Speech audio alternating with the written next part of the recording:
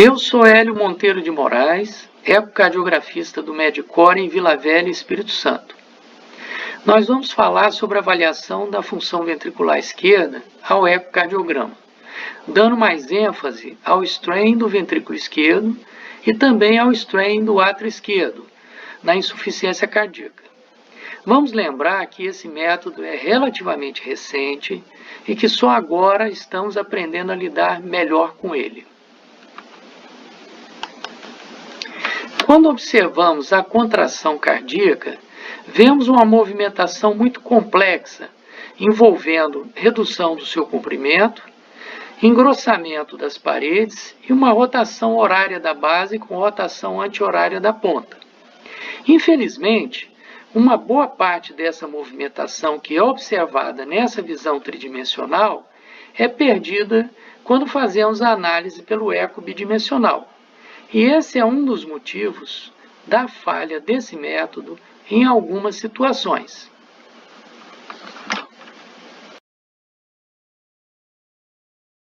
Esquematicamente, nós podemos simplificar toda essa movimentação com o ventrículo esquerdo encolhendo e esticando no plano longitudinal, engrossando e afinando as paredes no sentido radial e rodando de forma horária ou anti-horária no sentido circunferencial. Preferencialmente, ao corte transversal do eco, nós podemos observar melhor a deformação das paredes, engrossando e afinando, assim como a sua rotação. E aqui nos cortes apicais, podemos analisar melhor o strain longitudinal, com o ventrículo reduzindo o seu comprimento na sístole e aumentando na diástole. No strain, nós podemos acompanhar individualmente a movimentação real de cada porção do miocárdio em todos esses planos. E é isso que torna esse método mais sensível e preciso do que o ecocardiograma convencional na avaliação da contratilidade miocárdica. E como isso é feito? O aparelho identifica os speckles, que são manchas ou um conjunto de pontos. Cada conjunto de pontos do miocárdio é diferente dos demais e funciona como uma impressão digital a ultrassom.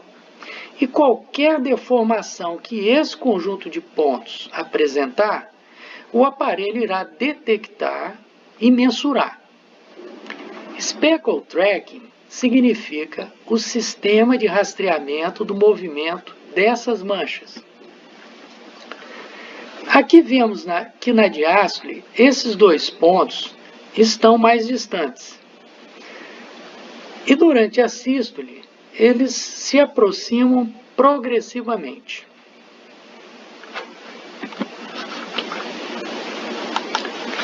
O equipamento detecta e acompanha esse movimento. E como isso fica demonstrado? Vamos dizer que esses dois pontos estejam distantes 10 centímetros um do outro. E na sístole se aproxime para 8 centímetros. Isso significa que a distância se reduziu em 2 centímetros, ou seja, ocorreu uma deformação de menos 20%. E se ao contrário, eles se distanciassem para 12 centímetros, aí a distância aumentaria em 2 centímetros, ou seja, mais 20% de deformação.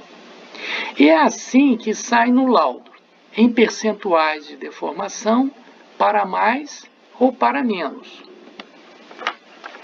Nós podemos analisar o strain longitudinal de cada segmento ou o strain longitudinal global. O strain longitudinal global é a média do somatório do strain de todos os segmentos do ventrículo esquerdo nos 3 cortes apicais, 4 câmaras, 3 câmaras e 2 câmaras.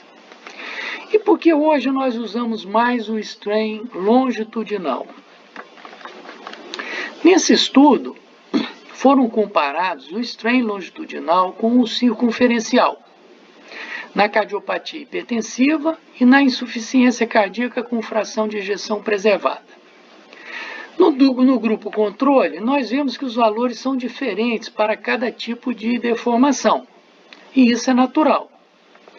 Na cardiopatia hipertensiva, nós observamos uma redução significativa do strain longitudinal, mas com aumento do circunferencial. E na insuficiência cardíaca com fração de ejeção preservada, observamos uma redução ainda mais significativa do strain longitudinal, mas com pouca alteração do circunferencial. Por esse e outros estudos, foi observado que o strain longitudinal é muito mais sensível e útil na detecção precoce da disfunção ventricular esquerda. Vamos lembrar aqui da disfunção ventricular esquerda que ocorre na COVID-19, quando podemos ter pacientes na fase aguda, com sinais de congestão pulmonar, pró-BNP alterado, mas com eco convencional normal, aonde somente o strain longitudinal global poderia estar alterado, principalmente se associado à disfunção diastólica graus 2 e 3. Aqui vemos um strain longitudinal na prática diária. São adquiridas imagens nos 3 cortes apicais, aqui no 4 câmaras, aqui no 2 câmaras, e são analisados os percentuais de deformação nos 3 segmentos, basal, medial e apical, de cada parede. Aqui no 3 câmaras, basal, medial e apical. É feita a média de deformação de todos os segmentos em cada um desses 3 cortes. E, finalmente, a média de todos os segmentos nos 3 cortes. Essa média é o strain longitudinal global. É uma média global, que nesse caso aqui está normal, menos 24%. E esse é o valor que temos mais utilizado na prática, o strain longitudinal global. Podemos analisar também a curva de cada segmento, em cada corte, e também todos os segmentos podem ser visualizados numa forma de bullseye, que auxilia muito no diagnóstico dos vários padrões da doença coronariana e nas cardiomiopatias.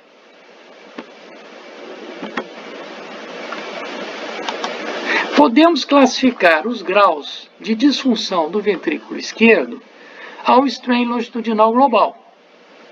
Dessa maneira, o normal está entre menos 18% a menos 20%, dependendo da marca do aparelho, uma alteração leve entre 16% e 18%, moderada entre 12% e 16%, importante entre 8% e 12% e muito importante abaixo dos 8%. Atualmente, então, como avaliamos melhor a função ventricular esquerda? A função sistólica nós podemos avaliar pela fração de ejeção e pelo strain do ventrículo esquerdo. E a função diastólica pelo Doppler pulsado do fluxo mitral, Doppler tecidual do anel mitral, Doppler pulsado das veias pulmonares e pelo strain do átrio esquerdo. Esse último sendo incorporado agora. Vamos começar pela função sistólica do ventrículo esquerdo e pela fração de ejeção. É clássica a relação da fração de ejeção com a mortalidade. Quanto menor a fração de ejeção, maior a mortalidade. Mas sabemos que até uma fração de ejeção de 40%, a curva de mortalidade faz um platô. E a partir desse ponto inicia uma ascensão. E é essa a razão da maioria dos estudos utilizar esse valor como divisor na seleção de pacientes. Infelizmente, a fração de ejeção obtida ao eco ou pela ventriculografia na hemodinâmica, ambos em avaliação bidimensional, não conseguem detectar a alteração em mais de 40% dos casos de insuficiência cardíaca congestiva com fração de ejeção acima de 50%. E com certeza esse percentual é muito maior nas disfunções assintomáticas. E aí foi descrita a insuficiência cardíaca com fração de ejeção preservada, ICFEP, que é uma incoerência no próprio nome, porque seria uma insuficiência cardíaca e um coração com função normal. E nesses casos específicos de insuficiência cardíaca, além da fração de ejeção não ter a capacidade de diferenciar quem tem insuficiência cardíaca de quem não tem, também não consegue predizer a mortalidade. Nesse estudo, tanto os pacientes com fração de ejeção preservada, aqui acima de 50%, quanto os com fração de ejeção reduzida, que é abaixo de 40%, tiveram praticamente a mesma evolução. Ou seja, uma vez que um paciente apresente um quadro de insuficiência cardíaca, o seu prognóstico é idêntico. Nós sabemos que o strain do ventrículo esquerdo pode detectar alterações significativas mesmo com fração de ejeção normal. Mas será que o strain alterado é capaz de predizer mortalidade? Esse foi o primeiro estudo para avaliar o valor prognóstico do strain longitudinal global na disfunção ventricular esquerda. Foram acompanhados 546 pacientes consecutivos com disfunção ventricular esquerda, portadores de várias doenças cardíacas por 5 anos.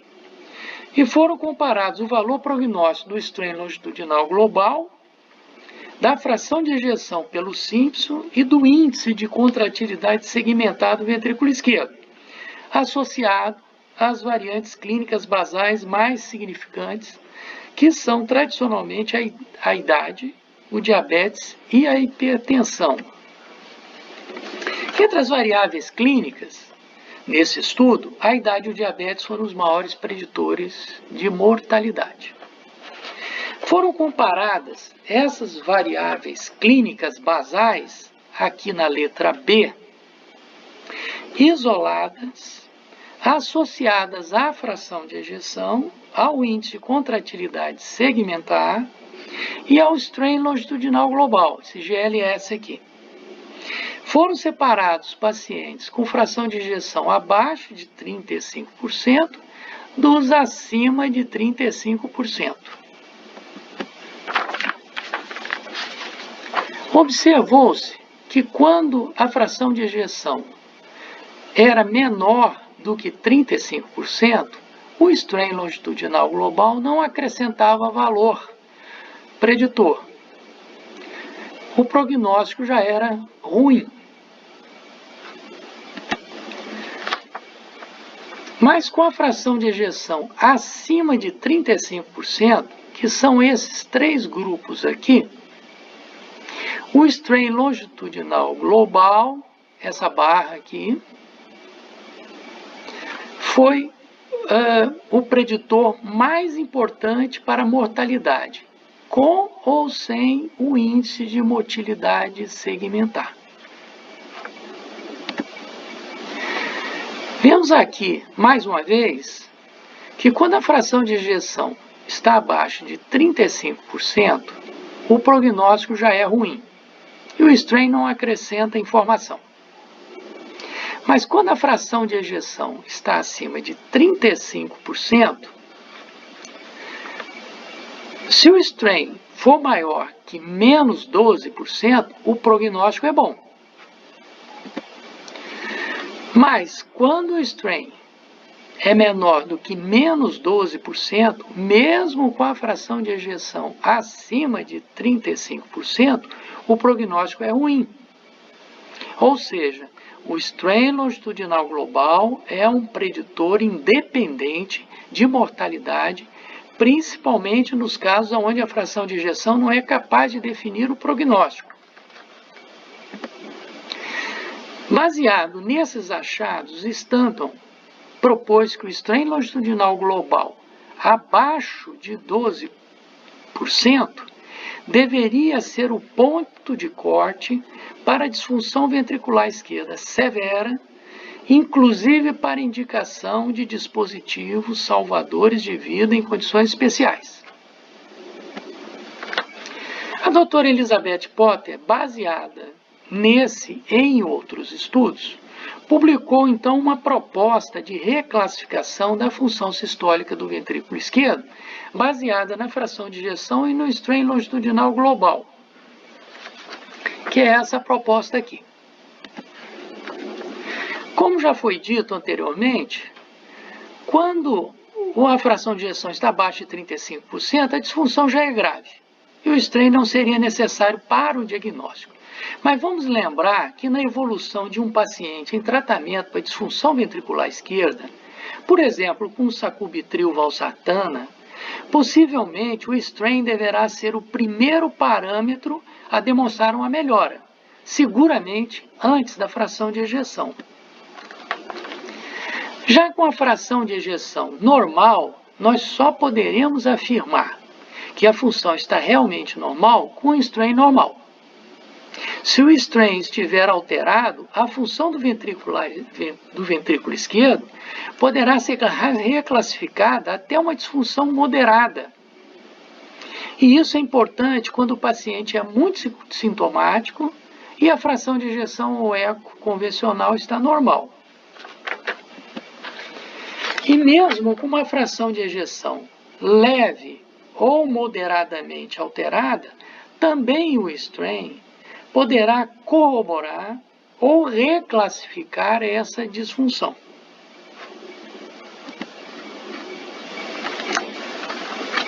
Agora vamos falar um pouco da avaliação do estado hemodinâmico do ventrículo esquerdo, ou da função diastólica. Vamos lembrar que avaliamos o paciente em repouso, durante o ecocardiograma, e mesmo em uma disfunção importante do ventrículo esquerdo, se naquele momento o paciente estiver totalmente compensado, a função diastólica apresentará apenas uma disfunção grau 1, que poderá piorar instantaneamente com exercício ou manobras para aumentar o retorno venoso, como uma hidratação rápida ou simples levantamento dos membros inferiores, ou melhorar com a manobra de Valsalva, que reduz o retorno venoso. Esses são os parâmetros ecocardiográficos mais utilizados no momento para se determinar o estado hemodinâmico na insuficiência cardíaca. O fluxo mitral, a velocidade do anel mitral, o fluxo nas veias pulmonares e a deformação do átrio esquerdo no strain. A função diastólica nada mais é do que uma consequência da função sistólica do ventrículo esquerdo. Mas vamos entender isso. Todos conhecemos o diagrama de Wiggers, no estado de função normal e com o paciente em repouso. Aqui a curva de pressão dentro do ventrículo esquerdo em azul, com a pressão se elevando durante a sístole e caindo na diástole. Aqui a curva de pressão dentro do átrio esquerdo em preto, com pequenas oscilações durante todo o ciclo cardíaco, sendo basicamente essa pressão uma consequência da eficiência da contração ventricular esquerda. Ou seja, quanto mais eficiente é o ventrículo, menor serão as pressões do átrio esquerdo. E o que acontece na disfunção do VE? Esse modelo que temos aqui, o que acontece com a curva de pressão sistólica do VE quando injetamos dobutamina intracoronária em um ventrículo disfuncionante. Essa curva achatada aqui. E ele melhora a função nessa curva inclinada. Olhando inversamente, quando o ventrículo esquerdo se torna disfuncionante, ocorre uma desaceleração dessa contração, com diminuição da pressão intraventricular e uma redução do volume ejetado, com consequente aumento do volume residual no final da sístole. Dessa maneira, esse volume permanecerá aumentado, assim como a pressão, já no início da diástole. E o que acontece com a pressão no átrio esquerdo? Aqui em amarelo, a curva de pressão normal no átrio esquerdo. Na disfunção diastólica grau 1, aonde não existe disfunção sistólica, ocorre somente um pequeno aumento da pressão diastólica final, por redução da distensibilidade do ventrículo esquerdo. Já nos quadros de insuficiência cardíaca, que chamamos de disfunção diastólica graus 2 e 3, ocorre um aumento também da pressão diastólica inicial. Nessa fase de disfunção, o átrio esquerdo estará cada vez mais distendido, com aumento do seu volume e pressão, e todos os parâmetros relacionados a esse achado estarão alterados. E quanto mais alta for essa pressão diastólica inicial, mais importante é a insuficiência ventricular esquerda. Ao ecocardiograma, o mais importante no diagnóstico da insuficiência cardíaca é a análise do período inicial da diástole, que define o grau de descompensação cardíaca, graus 2 e 3. O 1 não. Notem que as alterações detectadas não são simultâneas, porque o mesmo evento é registrado em locais diferentes, como na válvula mitral, nas veias pulmonares, no anel mitral e nas paredes do átrio esquerdo. No Doppler pulsado do fluxo mitral, a onda inicial, essa onda E, aumenta a sua velocidade inicial de enchimento porque a pressão no átrio esquerdo está muito alta, mas o fluxo se interrompe precocemente, porque a pressão no ventrículo esquerdo também está muito alta. A velocidade aumenta e a duração encurta. Nas veias pulmonares, ao Doppler pulsado, a velocidade do fluxo que ocorre durante a sístole ventricular, com a válvula mitral fechada, fica reduzida, porque a pressão no átrio esquerdo já está aumentada importantemente. No Doppler tecidual do anel mitral, ocorre importante redução da velocidade inicial do anel, onda é linha, porque o ventrículo não tem como se distender mais. E no strain do átrio esquerdo, aqui embaixo, observa-se redução da deformação máxima no final da fase de enchimento inicial, que é a chamada fase de reservatório, porque o átrio esquerdo já está com seu volume aumentado e não consegue se distender mais. Vamos analisar o strain do átrio esquerdo. Vamos partir do QRS, quando se inicia a sístole ventricular. Aqui estamos no átrio esquerdo. Com a válvula mitral fechada, o átrio esquerdo recebe o sangue das veias pulmonares e se inicia uma fase de deformação miocárdica chamada fase de reservatório, que é a fase mais importante a ser avaliada na insuficiência cardíaca. Em seguida, aqui nesse ponto, a válvula mitral se abre e ocorre a fase de condução, que é o enchimento passivo do ventrículo esquerdo. E em seguida, vem a fase de contração atrial, que é aqui embaixo. Se a deformação dessa fase inicial de reservatório estiver reduzida, significa que o átrio esquerdo já estava muito distendido e com alta pressão e se distendeu adicionalmente muito pouco, devido à queda do desempenho do ventrículo esquerdo. Isso é o que acontece progressivamente no strain do átrio esquerdo. Quanto menor for a deformação na fase de reservatório, maior a disfunção diastólica e maior é o grau de descompensação cardíaca. Na verdade, com pressões diastólicas maiores, todas essas três curvas vão se achatando progressivamente. E qual a sensibilidade do strain do átrio esquerdo em detectar o aumento da pressão de enchimento ventricular esquerdo? Esse foi um estudo japonês com 101 pacientes, metade com infarto prévio, 40% com angina e o restante com cardiomiopatia, que foram a estudo hemodinâmico. 70% tinham uma fração de ejeção maior que 50%. Houve uma relação inversa entre o pico da fase de reservatório, que é aqui, com a PD2 do ventrículo esquerdo.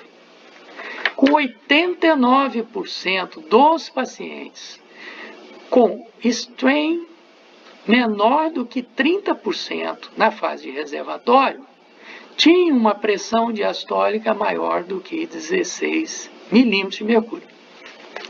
Entre 30% e 44% não foi possível predizer a PD2. A conclusão desse estudo é de que uma deformação menor do que 30% na fase de reservatório tem alta probabilidade de aumento da PD2 acima de 16. E para terminar, esse relato de caso de cardiotoxicidade de uma mulher de 31 anos com câncer de mama submetida à quimioterapia com epirubicina e ciclofosfamida, seguida de docetaxel, 3 drogas. Em azul, a fração de ejeção. Em preto, o strain longitudinal global do ventrículo esquerdo. E em vermelho, o strain do átrio esquerdo, fase de reservatório. Vemos que a alteração do átrio esquerdo ocorreu mais precocemente e de maneira mais acentuada do que a fração de ejeção e até do que o strain longitudinal global, tanto aos 3 meses de tratamento, quanto durante a descompensação aos 8 meses, o que chama atenção para esse parâmetro em estudos futuros. Bom, vamos às conclusões. Uma avaliação atual e mais completa da função do ventrículo esquerdo ao ecocardiograma atualmente deve incluir a fração de ejeção, preferencialmente pelo Simpson, o strain longitudinal global do ventrículo esquerdo e uma análise da função diastólica, incluindo o strain do átrio esquerdo. Uma fração de ejeção abaixo de 35% é um marcador independente de mau prognóstico. Já uma fração acima de 35%, se houver dúvida quanto ao grau de disfunção ventricular esquerda, o strain longitudinal é muito útil para a estratificação da função sistólica. O strain longitudinal global normal está entre menos 18% e menos 20%. O strain longitudinal global abaixo de menos 12% é sinal de mau prognóstico na mortalidade por todas as causas, mesmo com a fração de ejeção acima de 35%. Sexto, a avaliação da função diastólica do ventrículo esquerdo, em última análise, avalia o grau de insuficiência ventricular esquerda, graus 2 e 3. E o mais importante ao ecocardiograma são os parâmetros da fase inicial da diástole. E por último, o strain do átrio esquerdo Particularmente, uma deformação menor do que 30% na fase de reservatório pode ser um marcador muito útil e precoce na avaliação do grau de insuficiência ventricular esquerda. Nos próximos vídeos, vamos falar em como o strain pode nos auxiliar na escolha do momento cirúrgico na estenose aórtica e na insuficiência mitral, na detecção precoce da cardiotoxicidade nos tratamentos oncológicos e na diferenciação etiológica das cardiomiopatias. Muito obrigado.